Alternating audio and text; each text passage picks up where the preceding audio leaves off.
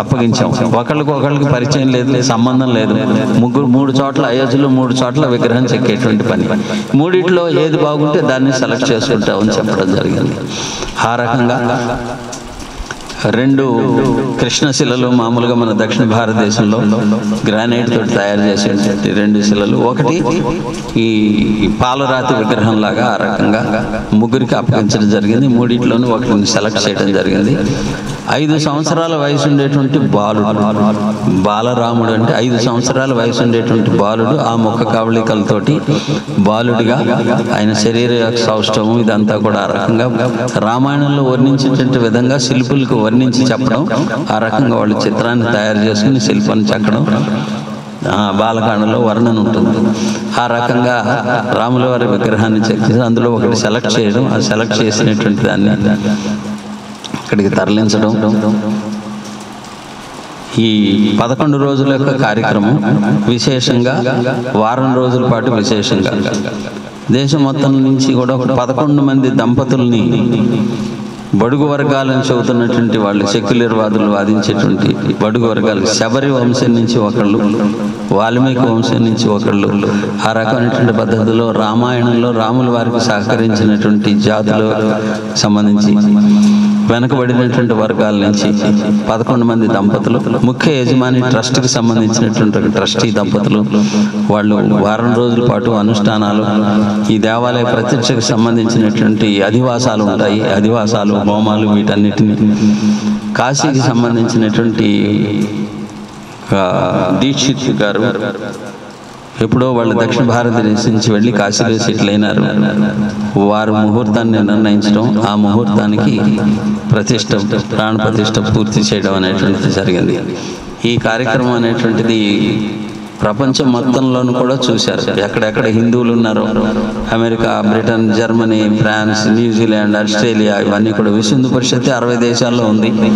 విశ్వ Hindu Parishad of America, Vishwa Hindu Parishad of Australia, New Zealand, Caribbean countries, ఆ రకంగా వాళ్ళ ద్వారా సాధారణ హిందువులందరి ద్వారా ప్రత్యక్ష ప్రసారాన్ని వాళ్ళు చూశారు. సెంటర్లలో పెద్ద పెద్ద స్క్రీన్లు పెట్టి అమెరికాలోనూ శోభాయాత్రలు నిర్వహించడం, ఆ రకంగా ఆ రోజు కార్యక్రమానికి మేము 8,000 మందిని పిలిచాం. అక్కడ దేవాలయం ప్రాంగణంలో రాళ్ళు రప్పలు ఇవన్నీ ఉన్నాయి, స్థలం తక్కువ.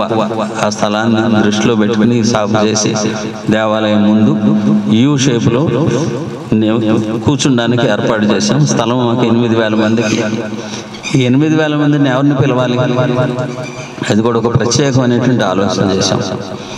ఈ ప్రత్యేకమైన ఆలోచనలో మొత్తం దేశం మొత్తంలో ఎన్ని హిందూ ధార్మిక సంప్రదాయాలు ఉన్నాయి లిస్ట్ అవుట్ చేసాం. 163 సంప్రదాయాలు ఉన్నాయి.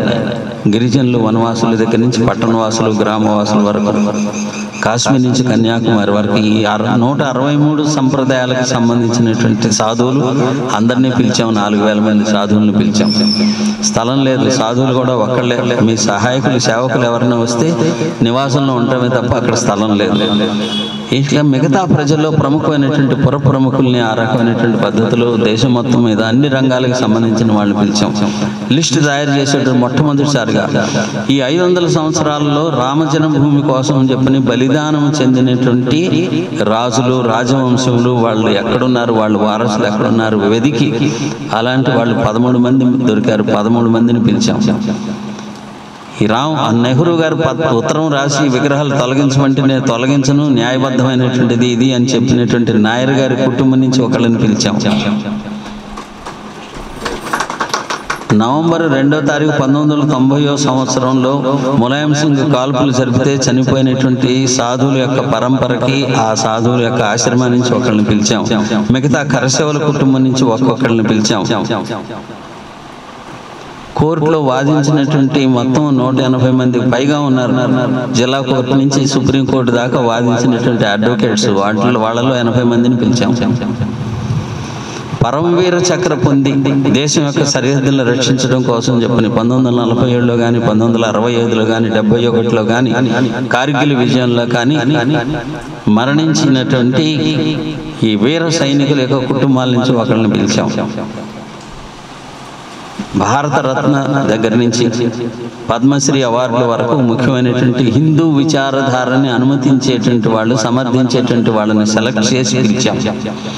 ప్రముఖమైనటువంటి వ్యాపారవేత్తల్ని, ప్రముఖమైనటువంటి పారిశ్రామికవేత్తల్ని, అన్ని రంగాల నుంచి, సాహిత్య రంగం నుంచి, కళారంగం నుంచి, సంగీతం నుంచి, నృత్యం నుంచి, సినిమా రంగం నుంచి, అట్లాగా మొత్తం 2,500 మందిని వాళ్ళని పిలిచాం. ఈ రకంగా వీళ్ళందరూ అంబానీలు, అద్వానీలు, ఆ తర్వాత చిరంజీవి, లేకపోతే మరొకళ్ళు అమితాబ్ బచ్చన్, ఇలాంటి వాళ్ళందరూ మహామండలేశ్వర్లు, ఆచార్య మహామండలేశ్వర్లు, మహంతులు, వీళ్ళందరినీ కూడా ఎవరికి కూడా నేమ్ ప్లేట్ లేదు కుర్చీ మీద. ఫస్ట్ కమ్ ఫస్ట్ సర్వ్, ఎక్కడ ఖాళీ ఉంటే అక్కడ కూర్చోవడమే. తరతమ భేదములు ఏమి లేవు. మామూలుగా వీళ్ళందరూ కూడా ఈ అంబానీలు, అద్వానీలు, ఈ సినిమా యాక్టర్లు వీళ్ళందరికీ తినాలన్నా తాగాలన్నా కూడా టెస్ట్ చేసేవాడు ఒకడు, రుచి చూసేవాడు ఒకడు, ఆ తర్వాతనే వీడి దగ్గరకు వస్తుంది. అలాంటి వాళ్ళు కూడా ఎంగేజ్మెంట్, అపాయింట్మెంట్ తీసుకుంటే తప్పితే దర్శనం లేదు. 5 నిమిషాలు, 3 నిమిషాలు, 2 నిమిషాలు, 10 నిమిషాల కంటే ఎవరికి అపాయింట్మెంట్ ఇవ్వరు. 6 గంటల సేపు రాముల వారి ముందు కూర్చున్నారు. కిక్కురు మనకున్నాం. 2 సార్లు కాఫీ, టీ కావాలంటే కాఫీ, టీ ఇచ్చాం, అల్పాహారం ఇచ్చాం, ప్యాకెట్లు ఇచ్చాం, ఇచ్చింది తిన్నారు. ఈ ప్రముఖులందరూ కూడా తమ ఉపన్యాసం చెప్పి 10 నిమిషాలు, 5 నిమిషాలు చెప్పి దిగి వెళ్ళిపోయేవాడు. 6 గంటలు కూర్చున్నారు. తరతమ భేదాలు లేకుండా అన్ని వర్గాలు, అన్ని కులాలు, అన్ని సంప్రదాయాలకు సంబంధించి ఒక రాముల వారికే సాధ్యం. ఒక విశ్వ పరిషత్తు సంఘ పరివారానికి మాత్రమే సాధ్యమవుతుంది. సమాజంలో ఉండేటువంటిది మొదటి దృశ్యము. 5 గంటలు, 6 గంటల పాటు సమాజంలో ఉండేటువంటి ప్రముఖమైనటువంటి క్రీమ్ ఆఫ్ ది సొసైటీ రాముల వారి ముందు కిక్కురు మనకుండా కూర్చోవడం అనేటువంటిది, ఇది ఒక అద్భుతమైనటువంటి దృశ్యం రాముల వారికి సాధ్యమైంది. రెండవది, కార్యక్రమం అయిన తర్వాత ప్రధానమంత్రి వేదికపై నుంచి తిరిగి అందరికీ నమస్కారం చేసుకుంటూ బయటకు వెళ్తుంటే, మామూలుగా ఆగస్టు 15, జనవరి 26వ తారీఖు స్కూల్లో పిల్లలకి చాక్లెట్లు పంచితే తీసుకోవడం కోసం ఎట్లా ఎగబడతారో, ఆయన చూడడం కోసం చెప్పిన, ప్రధానమంత్రిని చూడడం, ఆయన కళ్ళల్లో కళ్ళు కలపడం కోసం చెప్పిన చిన్నపిల్లలాగా ఎగబడ్డారు అన్నమాట. ఈ పెద్ద పెద్ద వాళ్ళందరూ, ఇండస్ట్రీస్లు ఏంటి, సినిమా యాక్టర్లు ఏంటి, ఆయన కళ్ళల్లో పడాలి అనేటువంటి పద్ధతిలో దర్శనం కోసం చెప్పిన తిరణాల్లాగా. ఏ కంట్రోల్ లేదు, ఎవరు లేదు, ఏం చెప్పినా వినే ప్రసక్తి లేదు. నేను ముందు చూడాలి. సాధువులు లేరు, మహామండలేశ్వరులు లేరు, ఉండే ఆయన కూడా. ఇట్లాగా మహాద్భుతమైనటువంటి రామజన్మభూమి ప్రాణ ప్రతిష్ఠ కార్యక్రమం జరిగింది. ఆ తర్వాత విశ్వ పరిషత్ సంఘ పరివారము రామజన్మభూమి ఉద్యమంలో పనిచేసినటువంటి కార్యకర్తలు, కుటుంబాలందరినీ కూడా విశేషంగా దర్శనం కోసం చెప్పిన. ఆ రోజు అందరినీ పిలవలేదు, పనిచేసిన వాళ్ళందరినీ, ఇన్ని సంవత్సరాల నుంచి పనిచేసిన వాళ్ళు. అందుకని 44 రైళ్లు, స్పెషల్ రైళ్లు ప్రభుత్వం ఆస్థా రైళ్లు వేస్తే, ఆ ఆస్థా రైళ్లలో ఒక్కొక్క స్టేట్ నుంచి ఒక్కొక్క రైలు, 2 రైళ్లు, ఆ రకంగా 44 స్పెషల్ ట్రైన్స్ అనేవి అయోధ్య వచ్చాయి వాళ్ళందరికీ. నేను ఈ మొత్తం దీంట్లో నిర్మాణానికి సంబంధించినటువంటి చిన్న చిన్న పనులు, వాటితో పాటుగా ఈ 22వ తేదీ కార్యక్రమంలో వచ్చే సాధు సన్యాసులు, ఆ తర్వాత ఈ ప్రముఖులందరి యొక్క నివాసము అయోధ్యలో, వారందరికీ భోజన వ్యవస్థ, వారి ట్రాన్స్పోర్ట్కి సంబంధించిన పనులు చూశాను. చిన్న ఉడతా భక్తిగా చేయటమే తప్ప ఈయన మీరు మొదట్లో మీరు చెప్పినట్టుగా అలాంటిది ఏం లేదు. కేవలం ఈ సాధువులు, సన్యాసులు పిలిచినటువంటి వాళ్ళకి ఎక్కడ ఉండాలి, ఎలా వాళ్ళని తీసుకురావాలి, ఎక్కడి నుంచి తీసుకురావాలి, పికప్ ఎక్కడ చేయాలి. లక్నో వస్తుంది విమానం, లక్నో రైల్లో వస్తారు, కాశీలో వస్తారు, లేకపోతే సుల్తాన్పూర్లో వస్తారు, ప్రయాగలో దిగుతారు. అక్కడి నుంచి పికప్ చేయడం ఎలాగా, వాళ్ళని ఎక్కడికి తీసుకెళ్ళాలి, భోజన వ్యవస్థ, అక్కడి నుంచి వీళ్ళకి పాసులు, ఆ తర్వాత దర్శనానికి వాళ్ళని తీసుకెళ్ళడం. ఈ అందరూ సాధువులు, 4,000 మంది సాధువులు అంటే వాళ్ళతో ఒకళ్ళు ఇద్దరు వాళ్ళ కారులో శిష్యులు, అట్లాగే వాళ్ళందరూ దాదాపు 8,000 మంది పైగా సాధువులు. వాళ్ళందరి కోసం కూడా అటాచ్డ్ బాత్రూమ్తో టెంపరీ టిన్ సిటీని నిర్మాణం చేశాం. వచ్చినటువంటి వాళ్ళు చూసుంటారు. అటాచ్డ్ బాత్రూమ్ తోటి 1,500 రూములు, ఒక్కొక్క రూమ్లో 3 ఉండేటువంటి విధంగా సాధువులకు ఏర్పాటు చేశాం. ఇలాగ అందరికీ భోజనాలు కూడా నెల రోజుల పాటు, నెల 22 రోజుల పాటు అయోధ్యలో వచ్చినటువంటి వాళ్ళకి ఏ మూలకి వెళ్ళినా భోజనానికి ఏ రకమైన అసౌకర్యం లేకుండా భోజన వ్యవస్థ చేసాం. 40 భోజనశాలలు నిర్వహించాం. బండారాలు అంటారు ఉత్తర భారతదేశంలో. ఈ శిబిరంలో ఉన్నటువంటి వాళ్ళ కోసం 5 భోజనశాలలు ఏర్పాటు చేశాం. మేమేం చేయలేదండి, మేము పిలుపునిచ్చాం. వదానులు అనేటువంటి వాళ్ళు అన్నదానం చేయడంలో ఉత్సాహం ఉన్నటువంటి వాళ్ళు ఈ రకంగా ఒక మహత్ కార్యక్రమం జరుగుతుంది, మీరు మీ తరఫున మీరు వచ్చి మీరు ఇక్కడ అన్నదానం చేయవలసిందిగా అని చెప్పని అమృత్సర్ దుర్గియానా దేవాలయం నుంచి వచ్చారు. అమర్నాథ్ యాత్రకు వెళ్ళే యాత్రికులకు 2 నెలలు ప్రతి సంవత్సరం కూడా భండారా లంగర్ నిర్వహిస్తారు. సిద్దిపేట నుంచి ఒక అమర్నాథ్ సేవా సమితి అనేటువంటిది, వాళ్ళు 2 నెలల పాటు వాళ్ళు పూర్తిగా భోజనం పెట్టారు. దక్షిణాది భోజనం, తెలుగు భోజనం పెట్టారు. రాజస్థాన్ నుంచి ఒక బృందం వచ్చింది, ఢిల్లీ నుంచి ఒక బృందం వచ్చింది. ఈ రకమైనటువంటి పద్ధతిలో అట్లాగే దేశం మొత్తం నుంచి 40 బృందాలు, హైదరాబాద్ నుంచి మరి సురేందర్ రెడ్డి గారిని క్యాటరర్స్ చూస్తారు, మన రామరాజు గారు వాళ్ళు 2 చోట్ల భోజనశాల నిర్వహించారు 1.5 నెలల పాటు. ఆ రకంగా సమాజం తమంతట తాము ముందుకు వచ్చినటువంటి వాళ్ళకి అక్కడికి ఎవరికి భోజన వసతి ఇబ్బంది లేకుండా ఉండేటువంటి విధంగా ఢిల్లీలో జండేవాలా దేవాలయం అని ఉంది. ఆ దేవాలయం వాళ్ళు 24 గంటలు టీ అందజేశారు 13 చోట్ల అయోధ్యలో. టీ, కేవలం టీతో పాటు బిస్కెట్ లేదా రస్కు అలాంటివి వాళ్ళు ఏర్పాటు చేశారు. ఈ రాముల వారికి దర్శనం కోసం వచ్చినటువంటి వాళ్ళు రామభక్తి ఎంత గాఢంగా ఈ సమాజంలో ఉన్నదనేటువంటిది మన ఊహకు అందనటువంటిది, మన అంచనాలకు అందనటువంటిది. రామభక్తి ఎంత తీవ్రమైనది, ఎంత గాఢమైనది. వనవాసి క్షేత్రాల నుంచి వచ్చారు, రాముల వారి కోసం పూలు తీసుకొచ్చారు, అక్కడి నుంచి పూలదండలు తీసుకొచ్చారు, వెల్లంబులు బాణాలు తీసుకొచ్చారు. గిరిజనులు రాముల వారికి ఇవ్వడం కోసం వచ్చామని చెప్పని ఇట్లాగా అనేక రకాలైనవి. ఆయనకి ఏం కొదవ, అఖిలాండ కోటి బ్రహ్మాండ నాయుడికి ఆయనకేం కొలవ. సీతాదేవి జన్మించినటువంటి స్థలం కౌశల్యాదేవి, రాయపూర్, మధ్యప్రదేశ్లో, ఛత్తీస్గఢ్ రాజధాని రాయపూర్ కౌశల్యాదేవి జన్మస్థలం. ఛత్తీస్గఢ్లో ఉండేటువంటి రైస్ మిల్లర్స్ అసోసియేషన్ వాళ్ళందరూ కూడా కలిసి